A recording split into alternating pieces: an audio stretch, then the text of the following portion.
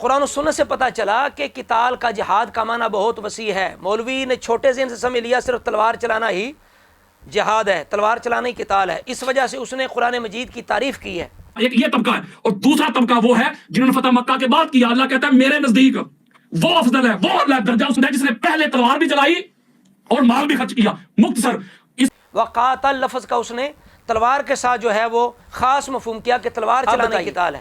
قرآن کہہ رہا ہے، یہ قرآن مجید کی شان بیان کر رہا ہے کہ سب سے پہلے جو مولا مددگار ہیں رسول اللہ کے وہ کون ہیں؟ ابو بکر عمر، جنہوں نے مکے میں بھی رسول اللہ کی مدد کی. آیت ایک لفظ اور دفاع نہیں کر سکتا، جس کو انشاءاللہ اللہ کریم نے سورہ الحدید آیت نمبر 10 کے اندر جو قتال کو افضلیت کا باعث قرار دیا تو اس کے اندر جو شرط ہے وہ کیا؟ من قبل الفتح، یعنی صرف قتال کرنی افضلیت کی بنیاد نہیں بلکہ من قبل الفتح، پہلے قتال کرنا یہ افضلیت کا باعث ہے. اور میں نے آپ کو بتایا الرحیم لا یستوی منکم من انفق من قبل الفتح وقاتل اولئک اعظم درجة من الذین انفقوا من بعد وقاتلوا وکلا وعد اللہ الحسنى واللہ بما تعملون خبیر. صدق اللہ العظیم. ناظرین کرام، آج ہم مولوی یاسین رافضی کا جو اعتراض ہے معاذ اللہ ابو بکر عمر کا قتال دکھاؤ کہ حضرت ابو بکر صدیق اور حضرت عمر بن خطاب انہوں نے پہلے جہاد کیا، قتال کیا. تو میں نے آپ سے عرض کی تھی مجھے وہ پہلے والا قتال تو ان کا دکھا دیں. میری بات سنیں، ان کا قتال تو دکھائیں، ان کی لڑائی دکھائیں. بدر میں دکھائیں کتنے بندے مارے، احد میں کتنے بندے مارے، خندق میں انہوں نے کتنے بندے مارے، حنین میں کتنے بندے کافر مارے انہوں نے، خیبر میں انہوں نے کتنے بندے مارے، بتائیں. اس پر گفتگو شروع کرنے لگے ہیں اور یہ گفتگو کئی حصوں میں آپ کی خدمت میں پیش کریں گے تاکہ ہمارے لیے بھی ریکارڈ کرنی بھی آسان ہو اور آپ کے لیے سننا بھی آسان ہو. تو یہ چھوٹے ذہن کا جو رافضی ہے اسے اتنا پتہ نہیں کہ قتال کا معنی کیا ہے. یہ کہتا ہے جس نے پہلے تلوار چلائی، فتح مکہ سے پہلے جس نے تلوار چلائی، جنہوں نے فتح مکہ سے پہلے تلوار چلائی، میرے دین کی خاطر جہاد کیا، قتال کیا اور مال خرچ کیا. ایک یہ طبقہ ہے اور دوسرا طبقہ وہ ہے جنہوں نے فتح مکہ کے بعد کیا. اللہ کہتا ہے میرے نزدیک وہ افضل ہے، وہ درجہ اس نے جس نے پہلے تلوار بھی چلائی اور مال بھی خرچ کیا. مختصر تو یہ اس کی تعریف قرآن ہے، اس لیے کہ قرآن نے تلوار کا لفظ استعمال نہیں کیا، قتال کہا ہے، قاتل. اور قتال کے اندر تلوار بھی آتی ہے لیکن صرف تلوار چلانا قتال نہیں ہے، یعنی قتال عام ہے، تلوار چلانا خاص ہے. یہ آپ ذہن میں رکھیں. اور اس مولوی سے پوچھیں کہ جہاد کی کتنی قسمیں، تو کہے گا کئی قسمیں ہیں. جہاد باللسان ہے، جہاد بالقلم ہے، جہاد بالمال ہے، جہاد بالنفس ہے، جہاد بالسیف ہے.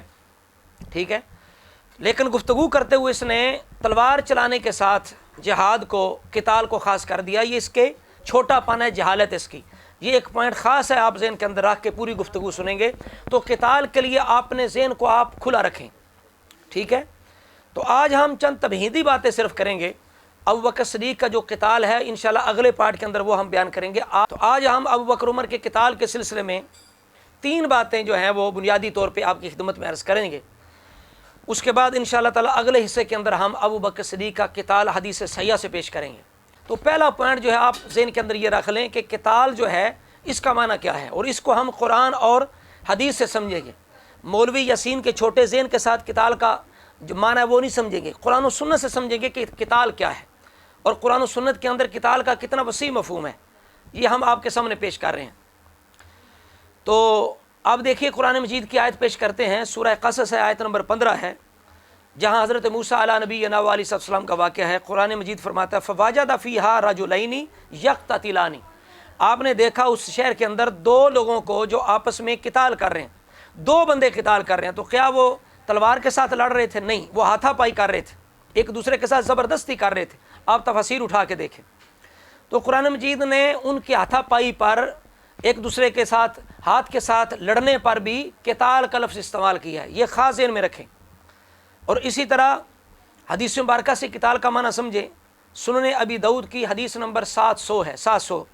اس میں حضور فرماتے ہیں کہ جب نمازی نماز پڑھ رہا ہو اور کوئی اس سے زبردستی آگے سے گزرنا چاہے، نمازی کے آگے سے کوئی زبردستی گزرنا چاہے تو حضور فرماتے ہیں فَلْيُقَاتِلْهُ، تو نمازی کو چاہیے اس سے قتال کرے. نماز کے اندر بندہ آگے سے گزرنے والے سے حضور فرماتے ہیں قتال کرے. کیا مطلب ہے؟ لڑے، یعنی ہاتھ کے ساتھ اس کو دفع کرے، دبائے، پیچھے کرے، ہاتھ کے ساتھ اس کو پیچھے کرے. تو ہاتھ کے ساتھ پیچھے کرنے کو بھی حدیث مبارکہ کے اندر کیا کہا گیا؟ قتال، لڑنا. فرمایا فَلْيُقَاتِلْهُ فَإِنَّمَا هُوَ الشَّيْطَانُ، قتال کرے وہ شیطان ہے. تو قرآن و سنت سے آپ نے سمجھ لیا کہ قتال کا معنی بڑا وسیع ہے. مولوی یاسین نے اپنی چھوٹی سوچ کے ساتھ سمجھا کہ تلوار چلانے کی قتال ہے. جنہوں نے فتح مکہ سے پہلے تلوار چلائی، میرے دین افضل ہے، وہ درجہ اس نے جس نے پہلے تلوار بھی چلائی، تو آپ اپنا ذہن جو ہے وسیع کر لیں قتال کے معاملے میں، کہ زبان کے ساتھ دفاع کرنا، قلم کے ساتھ دفاع کرنا، اسی طرح یہ سب جہاد ہے، سب قتال ہے، چونکہ اس نے جہاد کے بھی لفظ استعمال کیا ہے۔ اور پوچھیں کہ جہاد صرف تلوار سے ہوتا ہے یا کہ زبان سے بھی ہوتا ہے، قلم سے بھی ہوتا ہے، اور اسی طرح مال سے بھی ہوتا ہے، جان سے بھی ہوتا ہے قتال؟ تو قتال جہاد یہ ایک مفہوم میں آپ سمجھیں گے۔ تو قرآن و سنت سے پتہ چلا کہ قتال کا، جہاد کا معنی بہت وسیع ہے۔ مولوی نے چھوٹے ذہن سے سمجھ لیا صرف تلوار چلانا ہی جہاد ہے، تلوار چلانا ہی قتال ہے، اس وجہ سے اس نے قرآن مجید کی تعریف کی ہے۔ وقاتل لفظ کا اس نے تلوار کے ساتھ جو ہے وہ خاص مفہوم کیا کہ تلوار چلانا ہی قتال ہے۔ جنہوں نے فتح مکہ سے پہلے تلوار چلائی، میرے دین کا درجہ اس نے جس نے پہلے تلوار بھی چلائی۔ قرآن کہہ رہا ہے جس نے سب سے پہلے تلوار چلائی، تو یہ کہنا کہ قرآن کا یہ مقصد ہے کہ سب سے پہلے جس نے تلوار چلائی، تو یہ بالکل باطل ہے۔ اس کا یہ مفہوم باطل ہے، قرآن پاک پر جھوٹ ہے، قرآن پاک کا یہ مفہوم نہیں ہے۔ تو یہ پہلی چیز آپ نے سمجھ لی کہ قتال کا مفہوم بہت وسیع ہے، صرف تلوار اٹھانا ہی قتال نہیں، بلکہ آپ پڑھیں گے لغت کے اندر تو لڑنا، جنگ کرنا، مزاحمت کرنا، دھکا دینا بھی قتال ہے، دھکا دینا بھی قتال ہے۔ جس طرح آپ نے سنن ابی داؤد کی 700 نمبر حدیث سے سمجھ لیا کہ نمازی اگر نماز کے اندر دھکا دے گا تو یہ بھی قتال ہوگا، فَلْيُقَاتِلْ لفظ استعمال ہوا ہے۔ یہ پہلی چیز آپ نے سمجھ لی تمہیدی طور پر۔ دوسری چیز یہ ہے کہ قرآن مجید کے اندر ابو بکر صدیق کے قتال کو رب کریم نے، جہاد کو ذکر کیا قرآن مجید کے اندر۔ سورہ مائدہ ہے، آیت نمبر 54 ہے۔ رب کریم فرماتے ہیں یا ایھا الذین آمنوا من یرتد منکم عن دینہ فسوف یأتی اللہ بقوم یحبهم ویحبونہ اذلۃ علی المؤمنین اعزۃ علی الکافرین یجاہدون فی سبیل اللہ ولا یخافون لومۃ لائم، یجاہدون فی سبیل اللہ، ذہن میں رکھیں، سورہ مائدہ آیت نمبر 54 ہے۔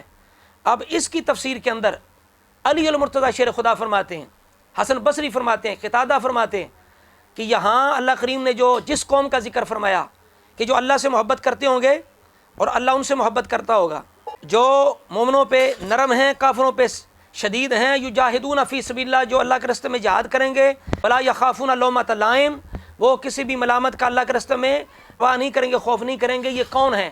علی المرتضیٰ شیر خدا فرماتے ہیں، تفسیر در منصور دیکھیں، اور تفسیر کے اندر بھی حوالے مل جائیں گے۔ علی فرماتے ہیں اس سے مراد ابو بکر ہے، ان کے ساتھی ہیں، وہ ابو بکر ہیں، ان کے ساتھی ہیں، جن کی شان میں اللہ نے، جن کے جہاد کے بارے میں، اللہ سے محبت کرنے کے بارے میں، اور مسلمانوں پہ نرم ہونے کے بارے میں، کافروں پہ سخت ہونے کے بارے میں، اور رب کے راستے میں کسی ملامت کا خوف نہ کرنے کے بارے میں اللہ کریم نے جو آیت نازل کی سورہ مائدہ آیت نمبر 54، علی المرتضیٰ فرماتے ہیں اس سے مراد ابو بکر ہیں۔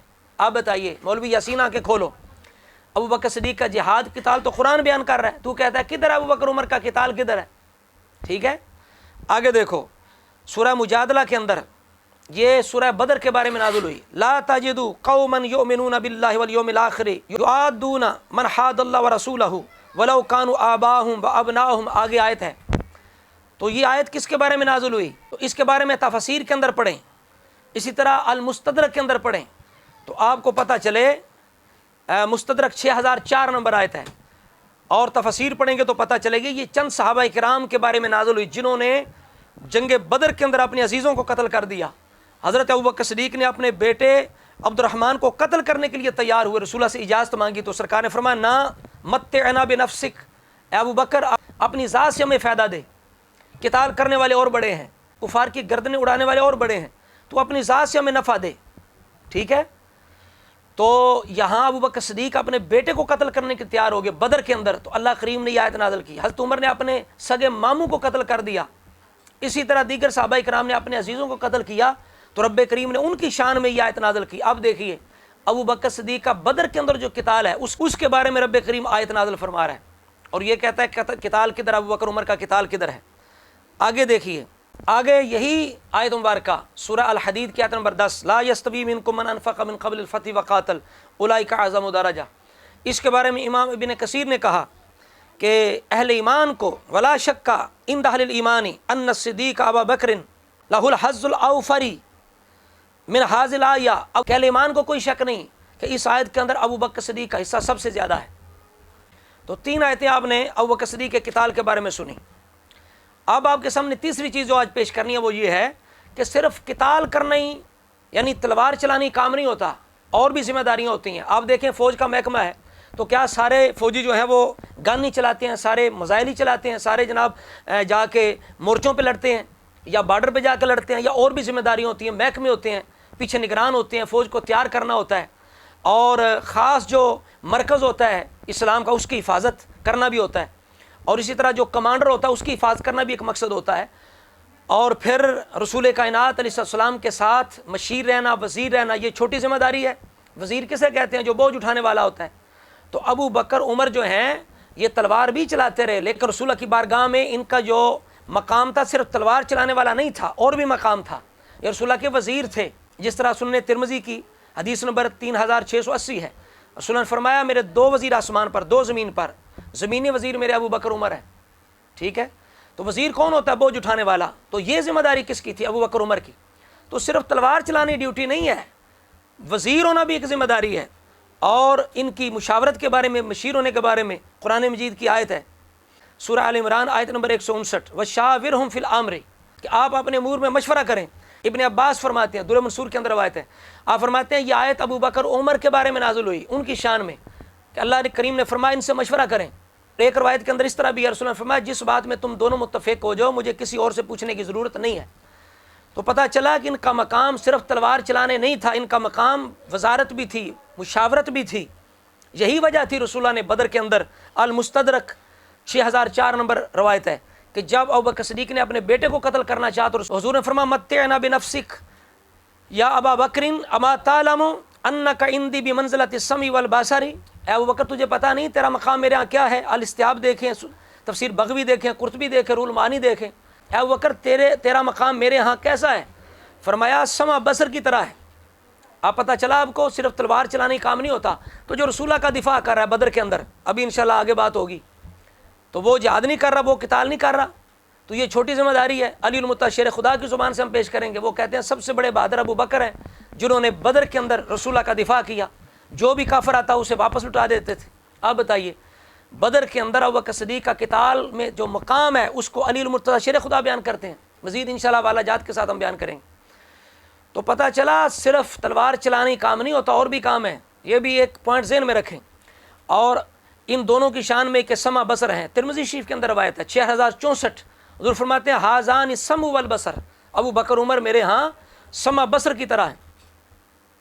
فضائل الصحابہ کے اندر روایت ہے، یہ روایت نمبر ہے 575، کہ حضور نبی کریم علیہ السلام نے ایک بندے کو کسی کام کے لیے بھیجا، علی المرتضیٰ کو پاس بیٹھے ہیں، تو آپ پوچھتے ہیں، یعنی علی کہتے ہیں رسول اللہ کو الا تبعث ھذین، یا رسول اللہ ان دونوں کو کیوں نہیں بھیجتے، ابو بکر عمر کو کیوں نہیں بھیجتے آپ؟ تو سرکار نے کیا فرمایا سنیے اور دماغ کی کھڑکیاں کھولیے، کیف ابعثہما، میں کیسے ان دونوں کو بھیجوں، ہما من الدین کمنزلۃ السمع والبصر من الراس، تو رسول اللہ نے فرمایا انہیں ہر کام کے لیے کیسے بھیجوں، ہما من الدین کمنزلۃ السمع والبصر من الراس، ان کا مقام دین میں ایسا ہے جیسے سر میں آنکھ اور کان کا مقام ہوتا ہے۔ تو پتہ چلا صرف تلوار چلانا ہی کام نہیں ہوتا، اور بھی ذمہ داریاں ہوتی ہیں۔ آپ دیکھیں کوئی بھی ملک ہے تو اس ملک کے دفاع کے لیے اور بھی محکمے ہیں، صرف تلوار چلانا نہیں۔ تو ابو بکر عمر رسول اللہ کے مشیر وزیر ہیں، خاص مددگار ہیں۔ یہ قرآن مجید کی جو آیت ہے سورہ تحریم کی، فَإِنَّ اللَّهُ وَمَوْلَاهُ وَجِبْرِيلُ وَصَالِحُ الْمُؤْمِنِينَ، اس کی تفسیر میں متعدد مفسرین نے یہ کہا ہے کہ یہاں سب سے پہلے جو صالح المؤمنین ہیں ابو بکر عمر ہیں، سعید بن جبیر، اکرمہ، ضحاک، مجاہد، مقاتل، فرات بن صائب۔ فضائل الصحابہ دیکھیں، فضائل الصحابہ کے اندر اس آیت کی تفسیر میں ان مفسرین کی یہ قوال موجود ہیں۔ وہ فرماتے ہیں کہ اللہ فرماتا ہے کہ رسول اللہ کا مولا یعنی مددگار اللہ ہے، پھر جبریل مولا ہے یعنی مددگار ہے، پھر صالح مومنین مولا ہے یعنی مددگار ہیں۔ تو پتہ چلا قرآن مجید کے اندر اللہ کریم نے جو رسول اللہ کے مددگاروں کا ذکر کیا ان میں سر فہرست جو ہستیاں ہیں وہ ابو بکر عمر ہیں۔ اب بتائیے، یہ قرآن مجید کی شان بیان کر رہا ہے کہ سب سے پہلے جو مولا مددگار ہیں رسول اللہ کے وہ کون ہیں؟ ابو بکر عمر، جنہوں نے مکے میں بھی رسول اللہ کی مدد کی اور دفاع کیا، جس کو انشاءاللہ ہم تفصیلی طور پہ بیان کریں گے۔ اسی طرح معرفت الصحابہ ابو نعیم کے اندر 6694 نمبر روایت ہے، ابو عزرا دوسی رضی اللہ تعالیٰ عنہ کہتے ہیں کہ میں رسول اللہ کے پاس تھا، ابو بکر عمر آئے تو رسول اللہ نے فرمایا الحمدللہ الذی ایدنی بکما، اللہ تعالیٰ کا شکر ہے جس نے اے ابو بکر عمر تمہارے ذریعے سے میری تائید کی، میری مدد کی۔ اور رسول اللہ خود کہتے ہیں ابو بکر عمر اللہ کا شکر ہے جس نے تمہارے ذریعے سے میری مدد کی۔ سنن ترمذی 3785 نمبر روایت ہے کہ نبی کریم علیہ الصلوۃ والسلام فرماتے ہیں اللہ کریم ہر نبی کو نجبا، رفقا، رقبا عطا فرماتا ہے، خاص محافظ، خاص مددگار، خاص صحابہ عطا فرماتا ہے ہر نبی کو۔ اور فرمایا مجھے اللہ نے 14 نجبا، رفقا، رقبا عطا کیے، 14۔ ان میں سے کون ہے؟ یعنی خاص محافظ، خاص مددگار کون ہے؟ فرمایا ان میں ابو بکر ہے، عمر ہے، علی ہے، حسن ہے، حسین ہے، حمزہ ہے، جعفر ہے، بلال ہے، مقداد ہے، سلمان ہے، حذیفہ ہے، عمار ہے، ابن مسعود ہے، مصعب بن عمیر ہے۔ ہاں جی جناب، اب پتہ چلا کہ صرف تلوار چلانا ہی کام نہیں ہوتا، اور بھی ذمہ داریاں ہوتی ہیں، اور بھی کام ہوتے ہیں جن میں اللہ کریم جل وعلا نے اپنے رسول کے لیے جو خاص مددگار رکھے وہ ابو بکر، عمر ہیں، ٹھیک ہے، جن کے بارے میں قرآن مجید بھی یہ فرما رہا ہے، اور آپ نے دیگر روایات احادیث بھی سماعت کی کہ ان کا مقام سما بصر کی طرح ہے، اور یہ رسول اللہ کے مشیر ہیں، رسول اللہ کے وزیر ہیں۔ تو ساری گفتگو کا حاصل یہ ہے کہ اس چیز کو افضلیت کا معیار قرار دینا کہ بھئی تلوار زیادہ کس نے چلائی، کفار کی گردنیں کس نے زیادہ کاٹی، جہاد کس نے زیادہ کیا، یہ افضلیت کا معیار ہے۔ فضیلت تو ضرور ہے، فضیلت ضرور ہے، لیکن افضلیت کا معیار قرار دینا، اس کے بارے میں مولوی یاسین قرآن مجید کی ایک آیت، ایک لفظ بھی پیش نہیں کر سکتا۔ اللہ کریم نے سورہ الحدید آیت نمبر 10 کے اندر جو قتال کو افضلیت کا باعث قرار دیا، تو اس کے اندر جو شرط ہے وہ کیا؟ من قبل الفتح، جس نے فتح سے پہلے قتال کیا، محض قتال نہیں، فتح سے پہلے قتال۔ تو یعنی صرف قتال کرنی افضلیت کی بنیاد نہیں، بلکہ من قبل الفتح، پہلے قتال کرنا، یہ افضلیت کا باعث ہے۔ اور میں نے آپ کو بتایا کہ قتال کا معنی صرف تلوار چلانا نہیں، بلکہ کسی کو دھکا دینا، لڑنا، مزاحمت کرنا، لڑنا جھگڑنا، یہ بھی قتال ہے۔ قرآن اور سنت سے میں نے آپ کی خدمت میں پیش کیا۔ تو یہ 3 چیزیں آج ہم نے آپ کی خدمت میں 3 پوائنٹ عرض کیے، ان کو آپ ذہن میں رکھیں۔ انشاءاللہ تعالیٰ اگلی گفتگو سمجھنی آپ کے لیے آسان ہو جائے گی انشاءاللہ تعالیٰ۔ اس کے بعد ہم ابو بکر صدیق کا جو قتال حدیث صحیحہ کے اندر جس کا بیان ہوا وہ پیش کریں گے۔ اللہ رب العزت ہم سب کو حضور کی آل صاحب کی سچی غلامی نصیب فرمائے۔